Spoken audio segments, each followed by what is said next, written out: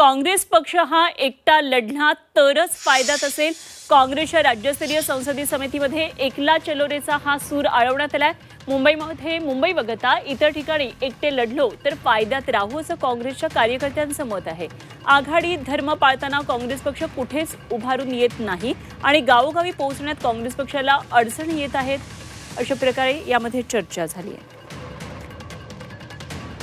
ते काँग्रेसच्या गोटातून ही एक महत्त्वाची बातमी येते। काँग्रेसची भूमिका आता पुढे एकला चलोरेचीच असणार असं एकंदरीतच चित्र दिसतंय। काँग्रेस पक्ष हा एकटा लढला तरच फायद्यात राहतो, अशा प्रकारे ही चर्चा झाली आहे। मनोशी पाठक आमचे प्रतिनिधी आपल्या बरोबर आहेत, आणखी सविस्तर तपशील जाणून घेऊया।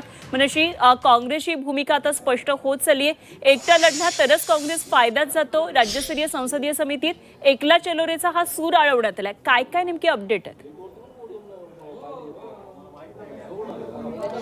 आज काँग्रेसमध्ये मॅरेथॉन बैठकांचं सत्र झालं। अगदी सकाळी 10 वाजल्यापासून या बैठका सुरू होते आणि काँग्रेसचे सगळे महत्त्वाचे नेते या बैठका घेत होते। यामध्ये विजय वडेट्टीवार, नाना पटोले असतील, स्वतः हर्षवर्धन सपकाळ असतील आणि इतर सगळे महत्त्वाचे जिल्ह्यांमधले नेते हे सुद्धा या काँग्रेस बैठकांसाठी टिळक भवनला आलेले होते। आज जी बैठक आहे ती म्हणजे राज्यस्तरीय संसदीय समितीची बैठक आहे, त्याच्यामुळे एक वेगळं महत्त्व या बैठकीला आहे आणि याच बैठकीमध्ये सगळ्या कार्यकर्त्यांचा एकच सूर ऐकायला येतोय, तो म्हणजे एकला चलोरे। कारण जर राज्यामध्ये वेगवेगळ्या ठिकाणी स्थानिक पातळीवर युती आघाडीचा विचार करत काँग्रेसने जास्तीत जास्त एकटं लढण्याचा प्रयत्न केला तर आणि तरच काँग्रेस फायद्यात राहू शकेल। आणि यामध्ये सगळ्यात महत्त्वाचं आहे की मुंबई वगळता का होईना पण आपण एकटं लढूयात असा काँग्रेस कार्यकर्त्यांचा, पदाधिकाऱ्यांचा आणि नेत्यांचा सूर आहे। काही दिवसांपूर्वी विजय वडेट्टीवार यांनी तर बीएमसी करता घोषणा करून टाकलेली होती की आम्ही बीएमसी मध्ये स्वबळावरती लढू, मुंबईमध्ये स्वबळावरती लढू। तसाच काहीसा नारा हा आपल्याला इतर जिल्ह्यांमध्ये, इतर भागांमधनं सुद्धा ऐकायला मिळतो। सगळ्यात महत्त्वाचं काही स्थानिक पातळीवरती आता इथून पुढे काँग्रेस आजमवताना आपल्याला बघायला मिळेल। यापैकी महत्त्वाचं समीकरण म्हणजे नांदेडमध्ये आता काँग्रेस अधिक वंचित असं समीकरण बघायला मिळतं आहे।